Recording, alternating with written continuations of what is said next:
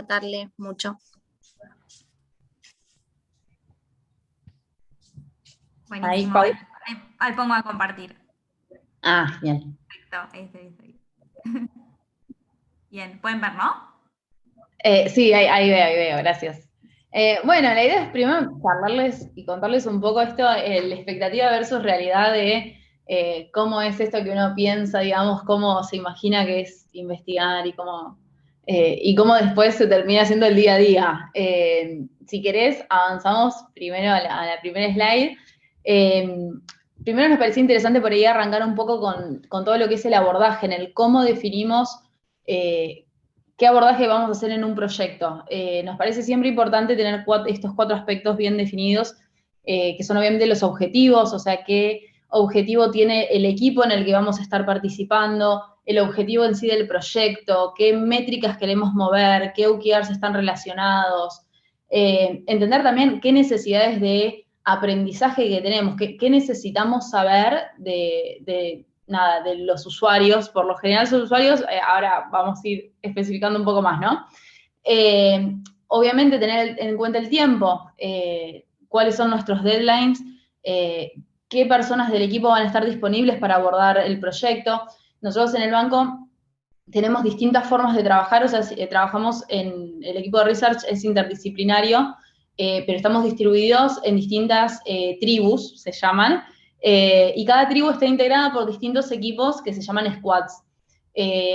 Hay diseñadores que están localizados, digamos, dentro de cada squad, entonces es como que laburan siempre en una misma mesa de trabajo, van rotando de proyectos, pero siempre en la mesa de trabajo. Yo, por ejemplo, trabajo en célula. Eso lo que quiere decir es que con mis compas damos servicio a distintas mesas de trabajo al mismo tiempo, es decir, que tenemos varios proyectos de distintas mesas paralelo corriendo. Entonces, por eso es tan importante el tiempo, porque cuando tenemos que estimar, che, ¿cuánto tiempo nos va a llevar este proyecto, este y este? Tenemos que ir viendo cómo lo encuadramos en todo lo que es la proyección del Q, que trabajamos en bloques de 3 meses, en donde decimos, bueno, arrancan esos 3 meses, planificamos todos los proyectos que vamos a llegar, siempre aparece un ventanazo de esos que decís, bueno, de golpe necesito que me investigues tal cosa, y como que aparece ahí chiquitito, pero bueno, tratamos de organizarnos. Entonces, el tiempo nos resulta totalmente clave, mismo los recursos, más allá de recursos asociados a todo lo que es el presupuesto, saber si de la célula, por ejemplo, lo abordamos entre 2, lo puedo abordar una sola, o si, no sé, requerimos determinado perfil de analistas, o sea, es como poder ver quiénes van a estar a disposición, por decirlo de alguna forma, de ese proyecto.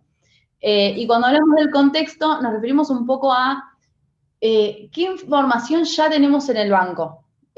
O sea, ¿dónde estamos parados hoy? ¿Hay otros equipos que hayan trabajado sobre este tema que nos puedan ayudar? ¿Hay datos más cuantis, más duros que te sentás con el analista y los laburás con ellos? Entonces, primero, ahí sonó una notificación. Entender un poco eso de dónde estamos parados para definir qué abordaje vamos a hacer, como decía, qué tiempo tenemos, qué recursos tenemos. Sí, Flor, te sumo ahí algo en cuanto a lo que tiene que ver con el tiempo y los recursos. Un desafío que tenemos constantemente tiene que ver con conocernos a nosotros y entender cuánto tiempo nos lleva, ¿no?, de hacer determinada cosa o determinada práctica o abordaje. Y así para poder estimar cada vez de manera más real o más asertiva en cuanto a este tiempo efectivo que nos va a llevar a hacer una investigación o lo que sea que nos comprometamos para con el resto de los equipos. Me parece que eso es algo que tenemos en constante aprendizaje y de lo que tenemos que estar siempre atentos, pero es clave para poder armar estos GANs o estos roadmaps de trabajo y poder distribuir esas iniciativas y esos proyectos entre los distintos diseñadores que participan de las células. Sí, coincido totalmente. Un poco también, ahora si querés avanzamos, por lo general contarles un poco con quiénes vamos trabajando, con quiénes investigamos. Pau, no sé si ahí te cambió el slide. Ahí va con un toque de delay, ahí va. Por lo general, o sea, depende mucho del proyecto. Trabajamos con clientes, no clientes, cuando hablamos dice minorista, mayorista, es porque obviamente tenemos clientes individuos, por decirlo de alguna forma, que se llaman los mortales comunes, digamos, que somos clientes del banco, y todo lo que es mayorista ya vamos a... hay muchas distribuciones, ¿no? Pero todo lo que es pyme para arriba, digamos, empresas por ahí más grandes. Obviamente en el medio están, por ejemplo, los que son las personas profesionales o que tienen un perfil comercial, están como en el medio entre lo que es individuos y por ahí mayorista. Trabajamos con clientes, a veces con no clientes, dependiendo del proyecto. Abordamos a veces cuestiones más asociadas a lo que es el Friends and Family, que justamente es como decirle, un grado de separación, es decir, hay cosas que a veces necesitamos para ahí testear o entender que tal vez el amigo de algún colaborador nos puede llegar a ayudar, pero con esto que nos decimos un grado de separación es, yo, no sé, mi hermana, por ejemplo, no es clienta del banco y me podría llegar a servir en una investigación, pero si yo estoy investigando, yo no convocaría nunca a alguien cercano a mí. O sea, es como que, por eso digo, un grado de separación, o sea, que tiene que haber siempre alguien de por medio mínimo que te separe. Después lo que es colaboradores, nosotros en el banco, la realidad es que hay mucha información y mucha información a esto que nosotros llamamos a veces espacios de trabajo con expertos o especialistas.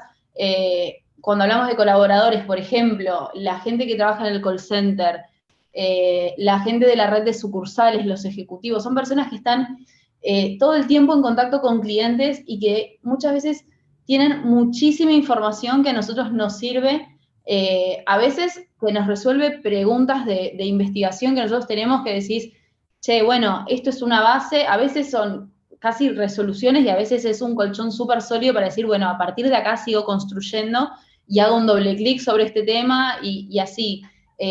A veces hacemos, por ejemplo, pueden ser desde decir, no sé, coordinamos un taller de especialistas, invitamos ejecutivos de, no sé, del segmento Eminent, supongamos.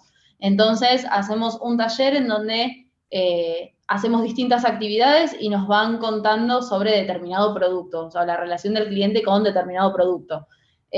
O mismo nos ayudan por ahí a contactar a veces a los clientes, son como intermediarios, o sea, se contactan ellos, después nos contactamos nosotros, es como que son las personas que de cara al banco, o sea, de cara al cliente son el primer nexo, digamos, que tenemos.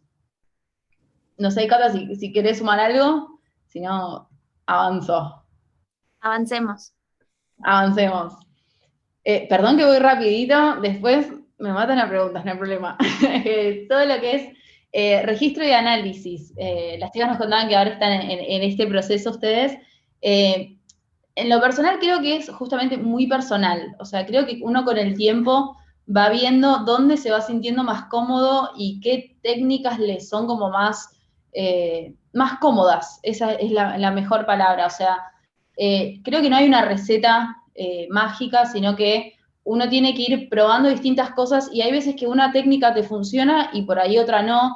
Es como muy, muy personal y creo que está muy asociado también a lo que decíamos siempre, a los tiempos, a los recursos con los que contamos. Así es un análisis que hago yo sola o lo hago con una compa, entonces es como, bueno, si lo hago con un compañero tiene que ser un espacio colaborativo, entonces, y más a distancia ni hablar. Pero, por ejemplo, podemos trabajar en un mapa de afinidad, en donde ponemos, no sé, los post-it, antes esto lo podíamos hacer en el físico, pero bueno, ahora en plataformas como Miro, Mural, te permiten jugar un poco, en donde por tema vas agrupando, justamente por afinidad, todo lo que es la bajada de un taller o de una entrevista o de una prueba de usabilidad.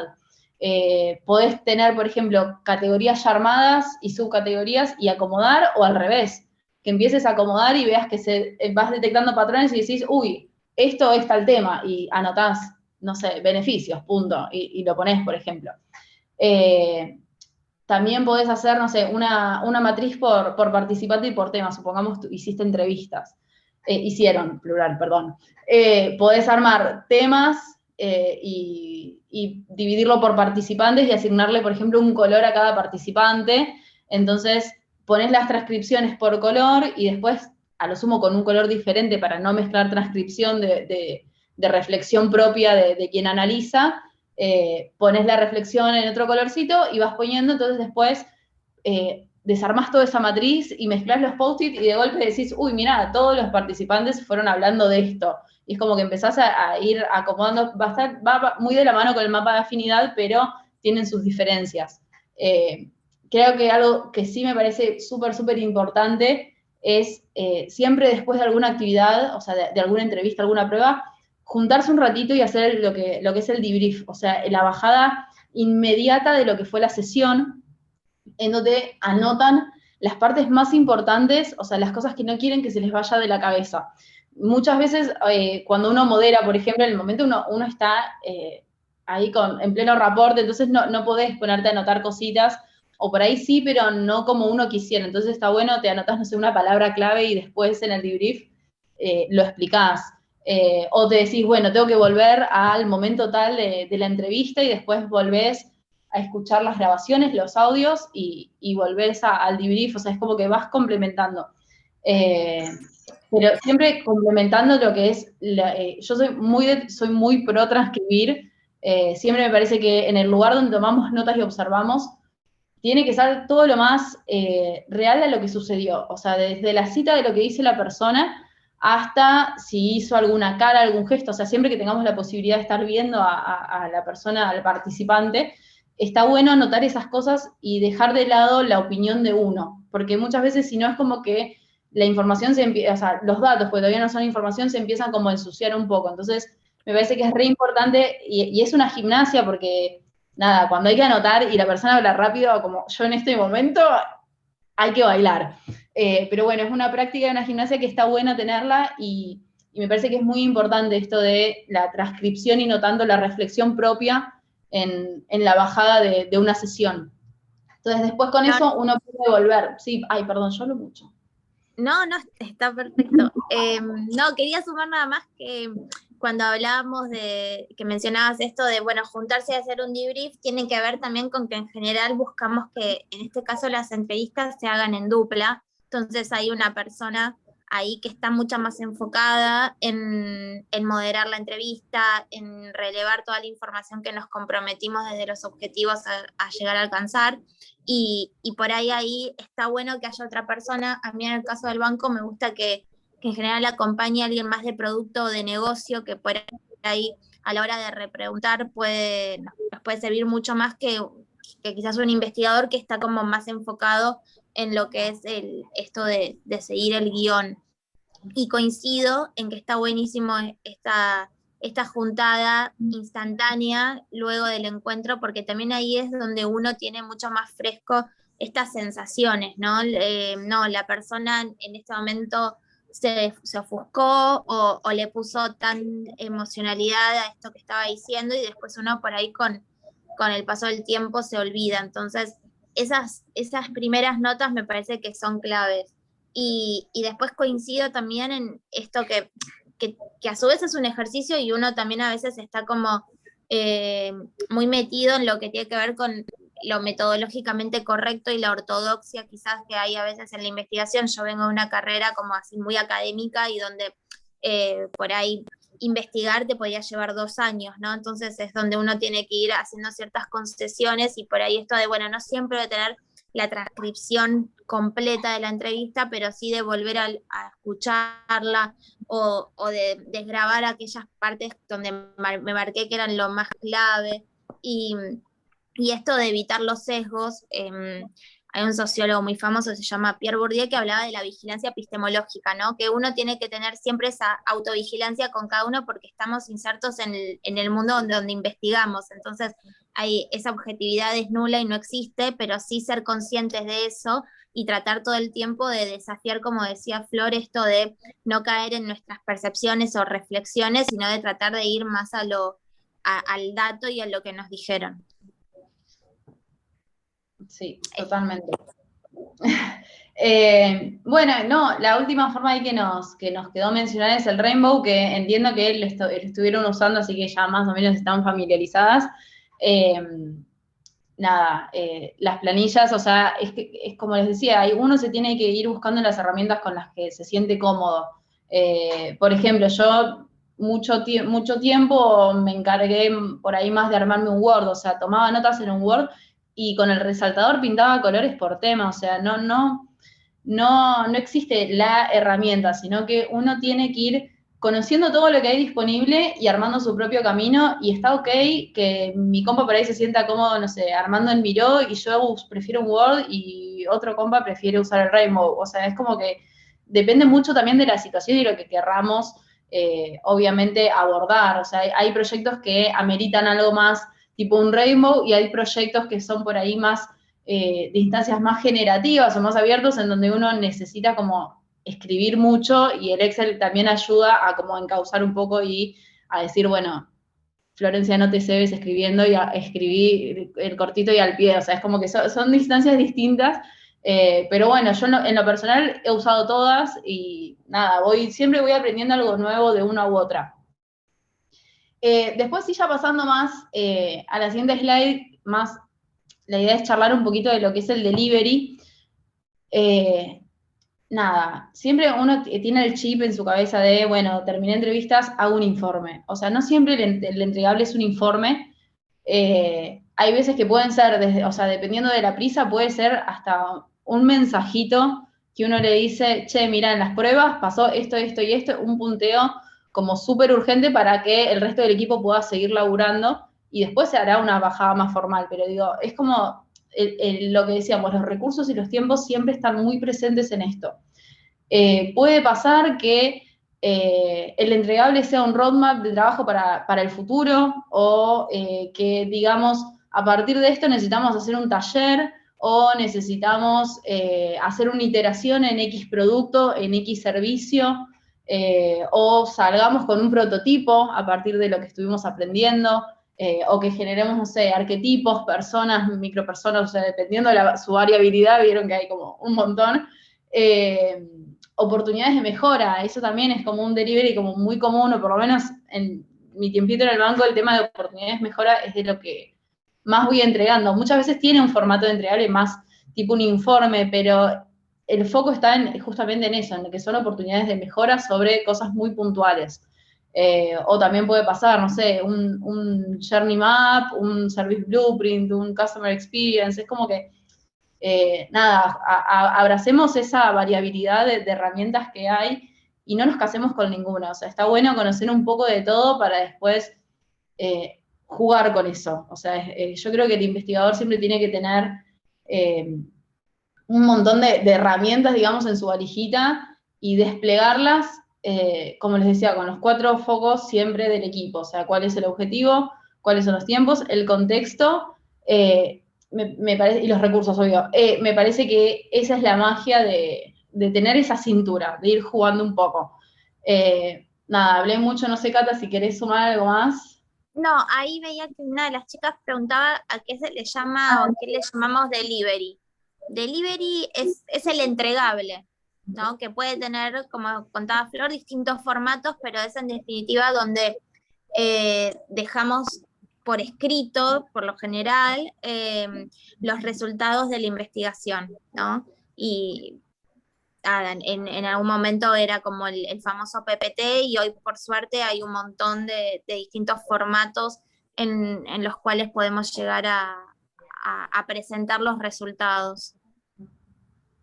Pero Sí. es típico que cuando tenemos una reunión y arrancamos con este mapeo de las necesidades y pensar el abordaje, lo que te preguntan es, bueno, ¿cuándo es el delivery, no? ¿Cuándo tenemos los resultados? Por eso por ahí es una palabra, un concepto muy banco. Sí, puede ser eso. Bueno, no sé, ahora nos gustaría un poco igual abordar por ahí más un espacio de preguntas, nada, para que nos pregunten tranquilas, o dudas que hayan surgido, o comentarios.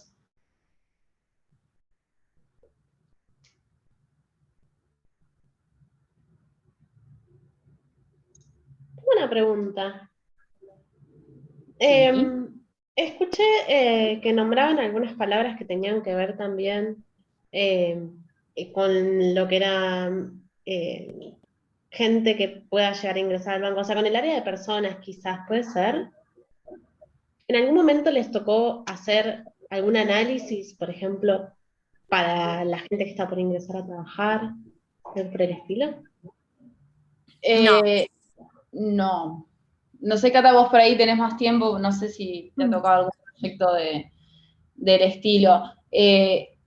No con gente que esté por ingresar a trabajar, sí nos ha pasado, por ejemplo, ahora de hecho estamos en un proyecto en donde estamos tratando de darle una vuelta a la forma en que se comunican distintos equipos.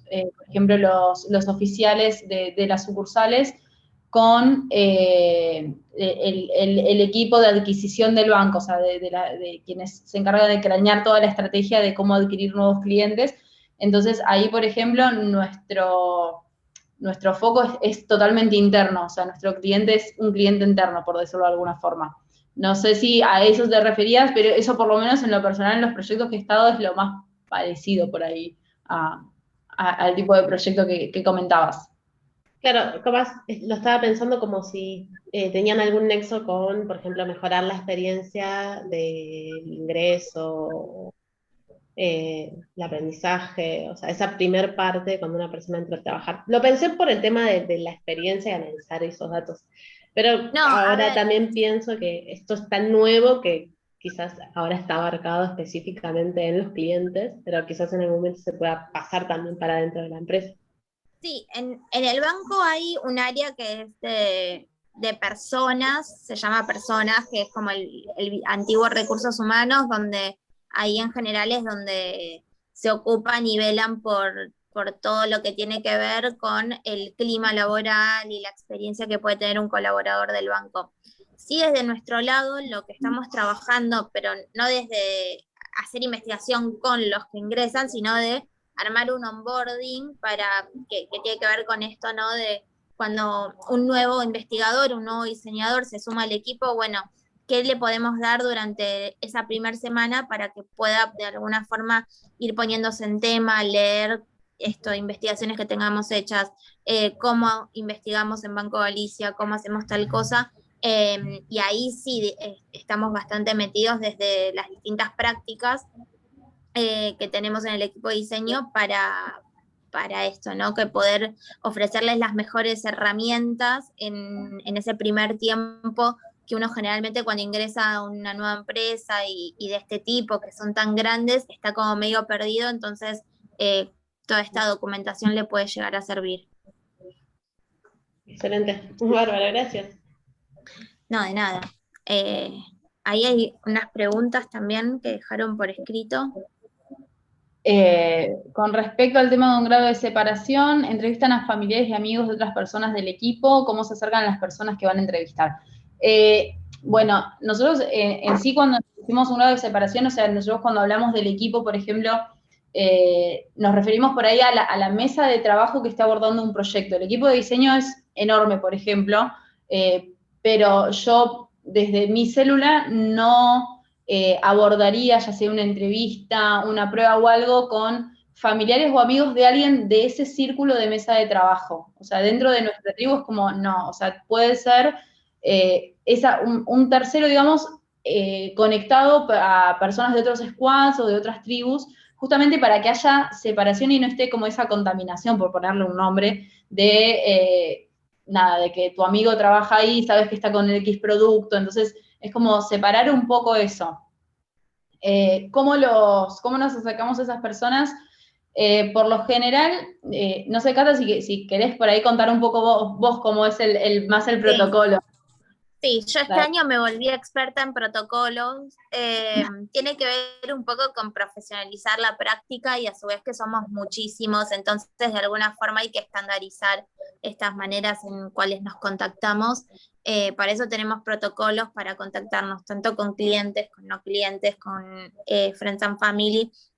Acá manejamos, hay una especie de screening que es como si fuese una encuesta, no sé, ustedes por ahí son muy chicas, pero en su momento existían unos test horrendos, tipo que se llamaba Para Ti, que era, bueno, si vos respondes A, B y C, bueno, tu amor en la vida es tal cosa. Bueno, los screening tienen un sentido parecido donde vos, si respondés A en algún momento, B, etcétera, digamos que das con el perfil o cumplís con esas pautas que nosotros de alguna forma definimos que necesitábamos para reclutarte. Reclutarte es otra palabra que es muy horrenda porque viene como de la guerra, ¿no? Pero se utiliza mucho en investigación, que tiene que ver con esto de reclutar personas para investigar. Y para el caso de Friends and Family y para clientes también, armar esos protocolos implicó un montón de reuniones con equipo de compliance, con equipo de legales, con distinta gente que trabaja en el banco para entender, bueno, cómo podemos investigar sin ensuciar otras relaciones, sin que esto nos haga ruido, sin que genere alguna especie de litigio, porque a su vez nosotros damos un incentivo cada vez que investigamos. En su momento, cuando estábamos trabajando de manera presencial, entregábamos tarjetas regalo, digamos, como una tarjeta Visa con un monto acreditado. Luego, cuando pasamos a remoto, entregamos Big Box. Entonces, para eso también, ¿no? Que convoques a un Friends and Family y que reciba un regalo, tenés que tener ahí como estas pautas bien claras de quién es esa persona y que no se repita en un periodo determinado de tiempo para poder convocarla. Y en general, es como decía Flor, no puede tener algo que ver con la mesa que está trabajando el equipo, perdón, el producto, o sea, que no sea ni alguien cercano del PO, que es digamos, el que vela por el producto, ni del investigador, ni de nadie que tenga relación directa con el objeto de estudio. Después ahí tenemos otra pregunta que dice si en el análisis se dan cuenta que les hubiese gustado preguntarles más cosas a los entrevistados, ¿se vuelven a comunicar con ellos? Yo creo que depende mucho de la situación y de la política, digamos, que se tenga en la empresa.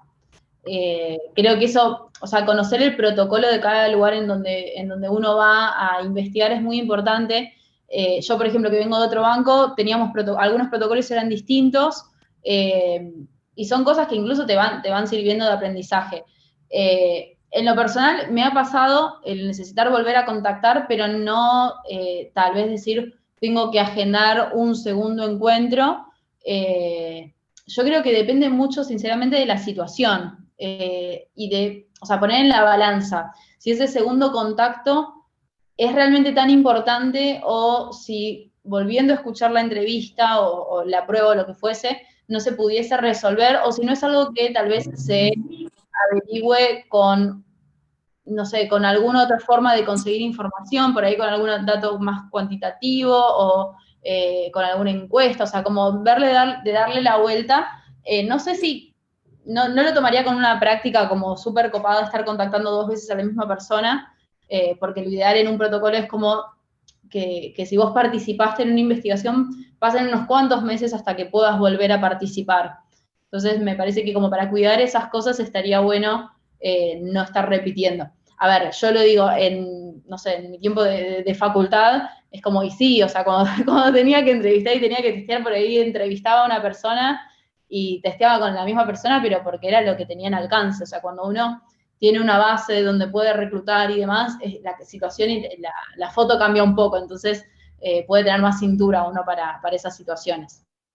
Sí, yo ahí te sumo que también la técnica en general, en este caso, si hablamos de entrevistas, te permite ir recalculando sobre la marcha, ¿no? Entonces, vos hiciste una primera entrevista, hiciste un debrief y te diste cuenta, che, mira, acá apareció algo que puede ser interesante, bueno, lo podés sumar al guión o no lo sumas al guión, pero lo tenés en la cabeza para preguntarlo en la siguiente y así, ¿no? Como que eso se puede ir evolucionando. Por eso los cuestionarios son semiestructurados los que llevan la entrevista, o sea, no son tan rígidos como si en el caso de una encuesta, donde vos una vez que volcaste todas esas preguntas, programaste la encuesta, la enviaste, ya está, no lo podés modificar porque aparte si no ese instrumento no te sirve, pues no es comparativo. Y después, en general, uno cuando analiza, sí, van a aparecer cosas, y eso también es parte de lo rico, me parece, de presentar cuando en este famoso delivery que hablábamos hoy, por ahí cerrar con, bueno, y tenemos estos interrogantes como para seguir profundizando o seguir investigando en una futura etapa o en esto, ¿no? Una segunda fase con otra metodología. Sí. Después tenemos, yo hoy me siento súper como en la tele, ¿viste? Voy leyendo las preguntas. Después de hacer las investigaciones, ¿cómo es el proceso de llegar a una solución? Creo que eso, como todo, depende, es como que me compré la palabra, depende mucho del proyecto. Hay veces que el llegar a una solución puede ser que nosotros desde nuestro rol estemos viendo cosas que el equipo, por estar tan metido en un tema, no esté viendo. Entonces es simplemente una charla del cómo llegar a una solución. Puede ser que generemos un espacio de un taller de ideación en donde decimos, bueno, aprendimos todo esto, ahora vamos a idear para ver, no sé, cómo podríamos resolver tal problema y como traer a la mesa, al taller, digamos, a distintos perfiles, diseñadores, gente de producto, gente de otras tribus, o sea, como mezclarnos bien, perfiles que se vayan a complementar y ahí cranear soluciones.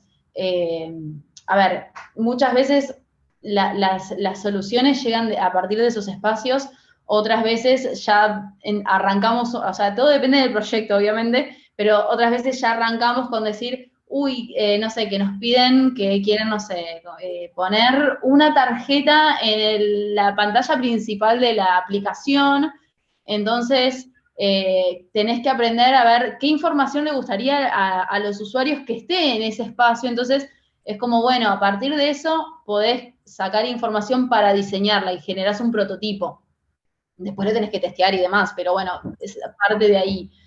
También puede pasar, no sé, que se generen talleres de espacio colaborativo con clientes, por ejemplo, en donde se cranea alguna solución en conjunto. Es como que es muy versátil, o sea, siempre, como decimos, siempre sujeto a objetivos, a recursos, a tiempos. Siempre, eso creo que es como la bandera que ahí como somos súper insistentes con eso, pero es la realidad del día a día, después te va diciendo, o sea, si tenés, no sé, 3 semanas para abordar un proyecto, y es como, y bueno, hay algunas cosas que se van a cumplir, otras cositas que se van a ir ajustando, pero no, o sea, como les digo, creo que eso también es parte de la cintura de nuestro rol de decir cuándo puedo ceder con algunas cosas y cuándo no. Y también está muy bien el compromiso que uno llegue al inicio en el diagnóstico con el equipo. Si parte de tu delivery es generar una solución, desde nuestro rol vamos a generar los espacios necesarios para llegar a eso. Hay veces que el equipo te dice, che, llego hasta acá porque, nada, se me despriorizó este proyecto, entonces ahora sube todo el proyecto y esto, el Q que viene, volvemos con esto y ideamos el Q que viene. O sea, en los próximos 3 meses volvemos a esto e ideamos. Eso pasa bastante porque la dinámica del día a día a veces es como que va repriorizando proyectos. No sé, Cata, si querés sumar algo de eso. No, bueno, es como que podemos extendernos muchísimo en cada tema, es muy lindo, pero no, que también esta solución, entender que hay veces que no es la ideal, hay veces que también por ahí se llega a cuál es la solución y por ahí el equipo dice, bueno, está buenísimo, pero en este momento no lo priorizamos. Y después también existe esto de el famoso MVP, que no sé si ya lo habrán visto en lo que va del curso, que es esto de pensar chiquito, ¿no? Como en lo mínimo que podemos llegar a implementar, entonces por ahí esa solución se termina como dividiendo en distintas partecitas que se van ejecutando a lo largo del tiempo.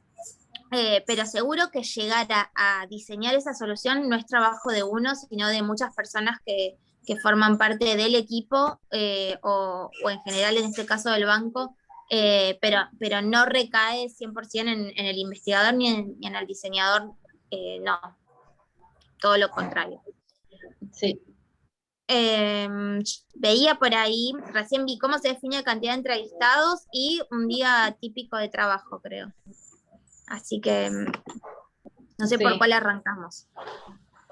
Tomo si querés, Flor, la de la cantidad de entrevistados, como porque sigue con el hilo y después vamos a la otra que por ahí es más divertida. Lo de, bueno, cantidad de entrevistados, en general como por teoría, digamos, tenés como algunos números más o menos donde uno cree que puede llegar a ser representativo. En 12 entrevistas, por ejemplo, se suele pensar que es un gran número. A mí me gusta más bien pensar en la técnica por un lado y en el universo. No es lo mismo entender, ¿no? Cuántas personas tienen que participar de una encuesta, por ejemplo, que de unas entrevistas, de una metodología cualitativa versus una cuantitativa. Es distinto. En encuestas uno busca una representación más estadística y en este caso es que sea representativo del universo. Para eso lo que buscamos es entender este universo total, tomémosle clientes de banco de segmento premium, que es como el segmento renta alta del banco, y ahí uno empieza a ver cuáles son las variables, o sea, las características que pueden llegar a tener estas personas, ¿no? Entonces yo cómo puedo ir definiendo a qué personas tengo que ver para decir, bueno, más o menos barrí con los distintos tipos más hegemónicos, si quieren ponerle un nombre, de este universo, ¿no? Entonces, no sé, la edad, por ejemplo, la antigüedad que puede llegar a tener en el banco, la zona geográfica, la zona de residencia, y después tenencia de productos. ¿Cómo? Comportamientos también. Comportamientos, claro. Hay un montón de cosas ahí y tengo que ir teniendo en cuenta todo eso y pensar, bueno, por lo menos, no sé, digo un número, tener un caso de cada uno de esos clústeres de clientes, ¿no? Entonces ahí armamos lo que nosotros le denominamos la muestra, que es esto, que sea una muestra representativa de ese universo. Es una parte que para mí es clave en todo proceso de investigación, porque si uno selecciona mal a las personas con las que tiene que entrevistar o con las que va a investigar, te puede fallar todo lo que sigue. Entonces, ahí es muy importante también, en el caso del banco y cómo trabajamos, tener un diálogo fluido con el analista del producto o con el PO para terminar de entender cómo comportan y poder armar esta muestra y que esté bien construida. No sé si fui clara, me encantaría decir como, son 5 personas y ya, pero depende mucho. También depende si es una prueba con usuario, es otro número y es distinto, y por ahí en algunos casos no es tan importante esta representatividad como si cuando es un estudio más de tipo generativo o exploratorio. Sí. Y a eso también sumo, como siempre, los tiempos, tengamos presente los tiempos, que uno hay veces que diría, uy, me encantaría entrevistar, no sé, por lo menos 12 y después el tiempo y los recursos te dijeron que llegas a entrevistar 5, por ejemplo. O sea, siempre hay que ir viendo cómo se puede estructurar para llegar al mejor delivery que uno pueda con los recursos y la situación en la que uno esté embebido.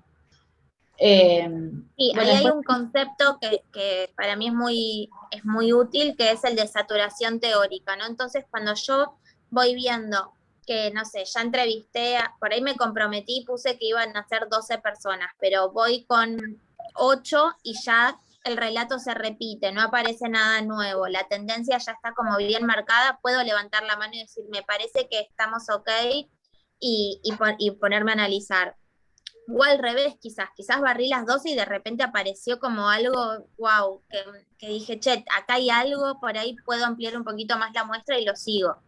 Pero por ahí esto también de investigar internamente tiene eso de hacerlo más flexible, que por ahí cuando uno trabaja en una consultora o en una agencia donde tenés un cliente, el número que pactaste se tiene que cumplir porque está cotizado, porque ya se pagó y porque también es plata para uno. En cambio en esto hay que tener como esa cintura y poder ir leyendo los tiempos.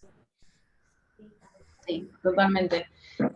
Después tenemos una que dice, cuando abordaron la problemática de comunicación entre 2 áreas del banco, ¿hacen el mismo proceso de investigación o es un poco más informal? A ver, depende, de nuevo, depende del proyecto, pero por lo general, a ver, si tenemos que hablar con gente, por ejemplo, de la red de sucursales,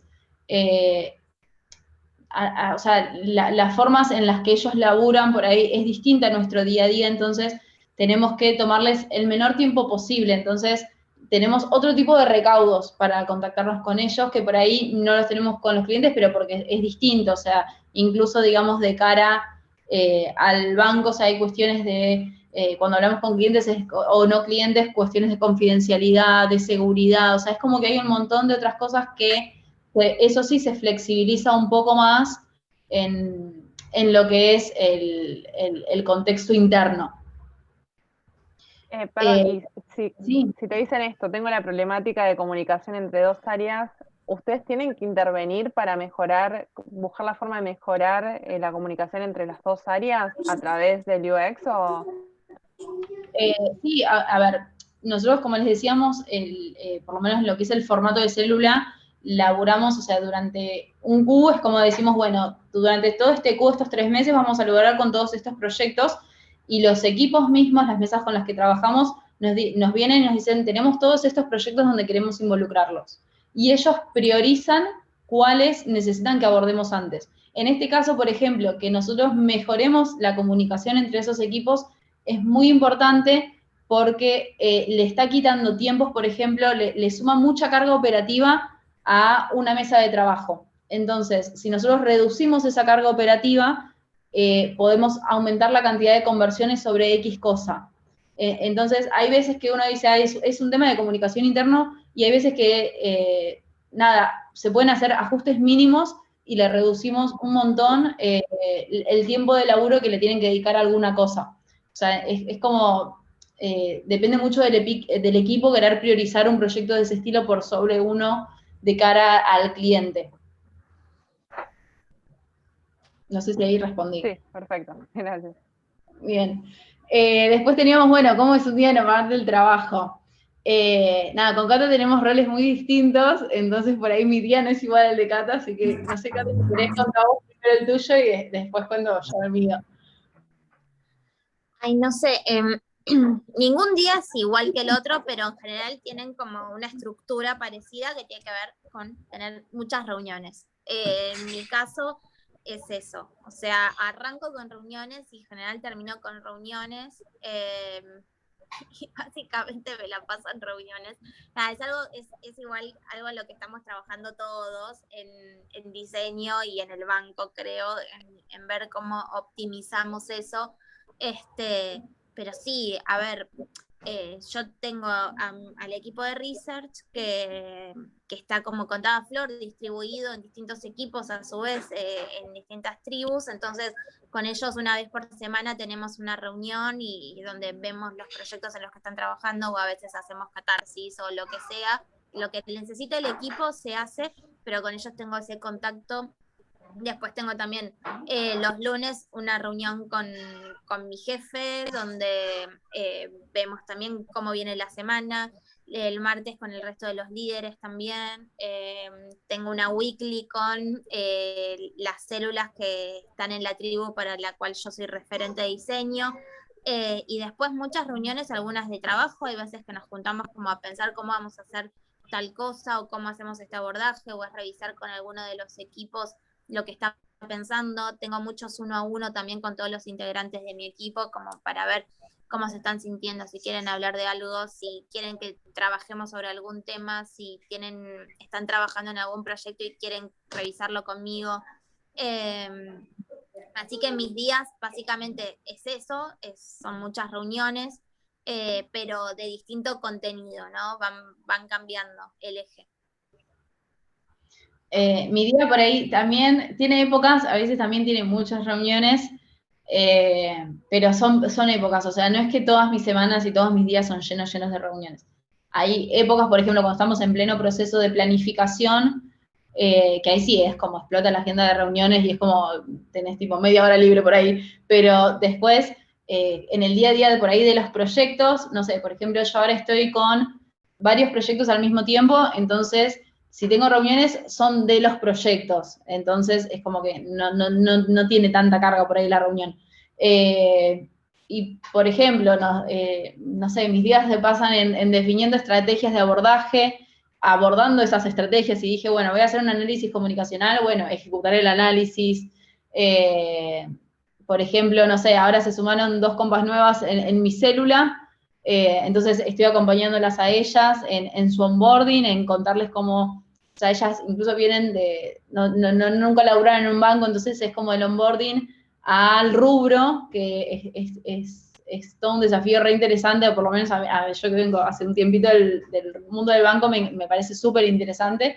Entonces es como el onboarding al rubro, el onboarding a las metodologías ágiles en algunos casos, el onboarding a la tribu, es como que nada, es ir acompañándolas y a la par ir llevando los proyectos. En el medio también es, no sé, vas a sacar, no sé, vas a hacer unas entrevistas, entonces, nada, pautás el tiempo, te juntás con tus compañeros, armás el guión, dividís los roles, empezás a contactar a los oficiales para que ellos le pregunten a los clientes si les interesa participar o no, nos contactamos nosotros, tenemos algo que se llama base de reclutamiento rodante, que es donde hay clientes que les interesaría participar, que los contacten para alguna investigación, entonces es como, bueno, mirar qué info tenemos ahí, qué nos puede servir, analizar y contactarlos, o, no sé, analizar datos más cuantis que nos pasó, no sé, el equipo nos trajo una base para que nosotros podamos entender algunos comportamientos desde los números y es sentarnos a jugar un poco en el Excel. Yo digo jugar porque todavía sigo aprendiendo, es como que nunca termino de aprender Excel,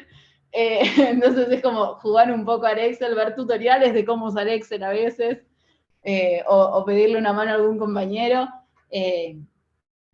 Obviamente también tenemos lo que son las ceremonias del equipo, de todos los días tenemos una reunión con la célula para ver, bueno, qué vamos a estar laburando hoy, alguna tuvo una traba, ir abordando si estamos abordando por ahí algún proyecto más tipo en dupla, más en solitario, o alguna necesita, no sé, che, veamos esto juntas porque necesita una mano y es como nos juntamos y lo vemos. Mismo en nuestra tribu, por ejemplo, somos 2 células.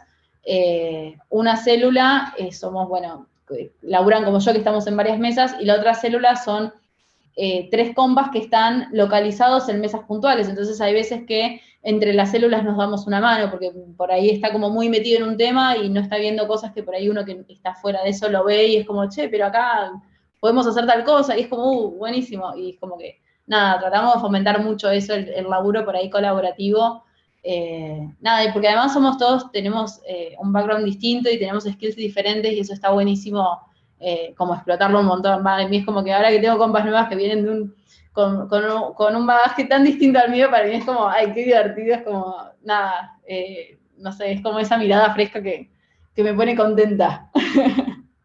Pero bueno, más o menos así es un día. Suena súper divertido. No, sí, es que no te dan tiempo para aburrirte. Es como, hay momentos por ahí del Q que son un poco más tranquilitos. Cuando está terminando empieza a ser como tranquilo y se viene la planificación y se va a la miércoles la tranquilidad. Pero es como yo siempre digo, para mí es como estar siempre bailando y es como, bueno, hay veces que uno baila más apurado y es como que hay otros momentos que podés bailar más despacio y más fluido, y hay veces que, bueno, hay que bailar rapidito y, bueno, hay que ir adaptándose, pero siempre, Nico, que es nuestro manager, siempre nos carga y dice, uno va como haciendo malabares con platos en la medida en que uno los puede sostener. Puede pasar que de golpe se te caigan un par de platos y es como, bueno, arrancar de nuevo, no pasa nada, pero uno siempre va a ir llevando lo que uno está en situación de poder llevar, o sea, no es que nadie va a estar explotado, ni nada, es como que. Y además, como les decía, la idea de laburar en conjunto es simplemente, nada, ayudarnos cuando uno está trabado, también puede pasar eso, necesitas una mano porque no ves cosas y siempre es bienvenido la opinión y el feedback. Después, esperen que estoy chicata yo, entonces me toca hacer muchas las cosas. En día normal de trabajo, ¿cómo se define? Esa ya la respondí, Pato. ¿Algún libro para recomendar puntual de tema de entrevistas? Estoy pensando, Just Enough Research, está bueno ese. No me sale el nombre de este. Hay uno de Sarah Pink que es más por ahí, más de etnografía digital, por ahí no tanto de entrevista, pero que está muy bueno. ¿Cómo se llamaba este libro? Ay, si quieren después les prometo, tipo, agarrar, entrar, buscar libros. Tengo muchos libros, soy muy mala recordando nombres. Si quieren después me comprometo a Pau, te paso por mail algún listado de posta, no me acuerdo ahora, es como que. Hay uno de Malarro que también está muy bueno, pero es como más general, no tanto por ahí en el foco entrevistas. O sea, por ahí en lo personal no he leído tanto sobre entrevistas puntual porque es de lo que más en mi trayectoria fui aprendiendo mucho en la práctica. soy por ahí, no sé, de mapeo de experiencia y demás, ahí sí he necesitado leer más porque por ahí son cosas que uno no hace todos los días, entonces ahí es donde yo por lo menos he sentido que necesitaba más refuerzo. Pero puntual de entrevistas, nada, me lo llevo de tarea, me lo voy a anotar ahora en un post-it y después le paso a Pau para que se los comparta. No sé vos, Cata, si tenés alguno puntual de entrevistas. Ya me anotó. Ay, de entrevistas, en realidad, yo les recomendaría de Bourdieu, que justo les mencioné, tiene un libro que es Los Herederos, creo. También, después chequeo bien, pero ahí es donde él hace como todo un trabajo y son entrevistas.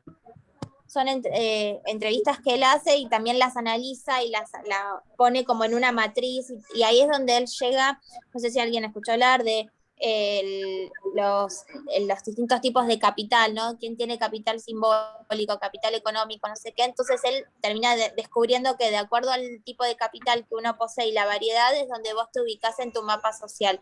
Y todo eso, o sea, me parece que está bueno porque vos ves como de una entrevista lo analiza y cómo llega a un resultado. Así que también después le termino de confirmar cuáles, pero es súper llevadero de leer, no es así como un libro erudito, digamos, y complejo, sino que es bastante entretenido. Y también el de Sarah Pink que mencionó Flor, me parece que está buenísimo en esto de cómo llevamos etnografía, que es una práctica súper tradicional, al entorno digital. Y ahí también, además de libros, digo, en YouTube hay un montón de información.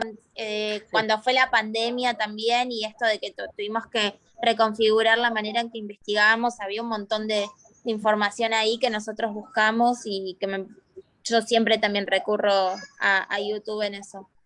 Sí, y sumo mucho Medium para leer. Está, o sea, hay mucho y es como muy de fácil acceso. A mí me ha pasado por ahí con libros que me han recomendado que digo, uy, después de donde lo encuentro y es como, hay momentos en donde uno puede comprarse libros más cómodamente, otros no, entonces es como ir acomodándose, pero en Medium suele haber artículos muy copados. Fíjense que muchas empresas tienen como su canal, tipo su usuario, digamos, y van subiendo distintos artículos, tipo, no sé, creo que Mary tiene, Despegar, no sé, yo es como que los tengo de referentes porque son los que se me vienen primero a la mente en cuanto a yo los grupos de investigación que siempre me generaron mucho interés, es como que siempre los fui chusmeando mucho a ellos, digo, independientemente del rubro donde me moví siempre, como para salir un poco de lo que es banco, yo en lo personal trato de buscar, no sé, cuestiones de turismo que es como que me mueven un poco de lo que estoy acostumbrada a ver todos los días. Pero sí, creo que eso. Y les voy a recomendar un libro que a mí me re gustó, que se llama La Sociedad del Cansancio, de un filósofo que no me va a salir el apellido porque es re difícil, pero Bushung Jerram, que es coreano. La verdad que a mí, no sé, lo conocí hace relativamente poco, me encantó. No habla de entrevistas, sino que habla de la sociedad y me parece estupendo. También nada, está bueno también leer ese tipo de cosas como para ver un poco, más allá de lo metodológico, los cambios que hay a nivel social como más macro. Nada, se los recomiendo porque a mí me encantó y fue como, bueno, esos libros que agradezco a quien me los recomendó, sinceramente. Bueno, no sé, ya creo que no hay más preguntitas. Nada, no creo que no mucho más que agradecerles por el tiempo, por la invitación. Como verán, hablo un montón, así que nada, ya saben, me pueden contactar por, bueno, Instagram es mi Instagram privado, pero Flor Nicolini con _O, si quieren buscarme en Instagram, y si no en LinkedIn me pueden buscar y me pueden chatear por ahí cualquier cosa, es como súper abierto el espacio a seguir charlando. Ahí Pau escribe el nombre de... Es lo más. Yo también, yo lo conocí hace unos años y me voló la cabeza. Sí. Muy, muy interesante. No es para leerlo un domingo, digamos, No. pero es buenísimo. Es buenísimo. Muy interesante. Es como Foucault llevado tal cual. Claro. Tal cual. Muy Sí, interesante. Foucault también. Me parece que es como un must en la biblioteca. Vigilar y castigar para mí es un librazo que siempre, a mí me ayudó a entender como mucho el rol de las instituciones, y después historia de la sexualidad. Me parece que sobre todo hoy con todas las redefiniciones en cuanto a las identidades sexuales y cómo se configuran los deseos sexuales, también está buenísimo. Nada, ya me estoy yendo de tema, ¿no? No es solo investigación, pero me parece que son libros que suman siempre. Sí, totalmente. Bueno, chicas. Perdón, interrumpí. Sí. No, iba a decir que yo, Foucault me pasa que lo tengo muy interiorizado por la facultad, y me decís bibliografía y como que nunca, o sea, no porque no esté buenísimo Foucault, sino porque es como que lo pasé tan en otra etapa de mi vida que es como que no lo tengo tan presente a veces, es como que tengo que volver a mis libros de Foucault y decir, uy, che, es como recordatorio. Pero vuelve con este coreano, con el sur, como que vuelve totalmente, lo lees y es leer un poco a Foucault. Sí, bueno, y ahí también, hablando de Foucault, Gilles Deleuze también es buenísimo, que él habla de las sociedades de control, pues Foucault habla de las sociedades estas de vigilancia, que eran como más época de la fábrica, y ahora con todo esto de la tecnología. De hecho, las redes sociales me parece que es algo que todos nosotros nos damos cuenta, ¿no? De que te estoy siendo re funcional dándote todos mis datos, pero sin embargo no lo puedo evitar. Bueno, en este libro Gilles Deleuze habla mucho sobre eso y también es re interesante. Y hay un documental en Netflix que también era de redes, ahora me acuerdo que también ahí es como uno, me parece que con su mirada más de researcher, si es que nos queremos volcar a eso, a cualquier cosa le puede sacar jugo y puede empezar a encontrar patrones y analizarlo y tomarlo como input. Perdón, Pau, nos tenés que frenar porque nos vamos a quedar hasta las 12. Es que yo me quedaría hablando, pero 100%, me encanta todo lo que están hablando. No, es fantástico y creo que esto es, por eso siempre, a medida que vamos pasando este proceso, acentuamos tanto esta parte del research, ¿no? Como de realmente entender y como de hacerse muchas preguntas, como que no pasar, a veces como que creo que en el proceso se pasa muy bueno a lo visual y falta todo esto, ¿no? Antes. Entonces, bueno, por eso me parece fantástico y les súper agradezco, interesantísimo todo lo que compartieron, y creo que también las preguntas que fueron haciendo las chicas sumó un montón. Están en un momento clave, ya el martes ya arrancamos ahí sí con lo visual, las propuestas, una solución puntual, así que bueno, les súper agradezco, chicas, por el tiempo y bueno, al resto el martes, no les quiero sacar más tiempo, pero ¿tienen libros ya para, no sé si estuvieron anotando? Ya dijeron unos 30 libros. Tienen para chicas. Tienen hay para rato. Así que sí, si después tienen para compartir nosotras por niveles, a medida que van pasando vamos pasando como algunos libros, así que lo que quieran sumar es súper bienvenido. Buenísimo. Bueno, muchas gracias. A ustedes. Y como dijo Flor, nos pueden buscar en las redes y nada, estamos en contacto para lo que necesiten. Totalmente. Bueno, nada, me sumo al agradecimiento y gracias por la invitación. Nada, me encantan este tipo de espacios, los rebanco, así que nada, nos chatean cualquier cosa, posta. Buenísimo. Muchas gracias, chicas. Que Chao. estén muy buenas. Nos vemos. Muchas gracias. Chao, chao. Chau, chau. Chao.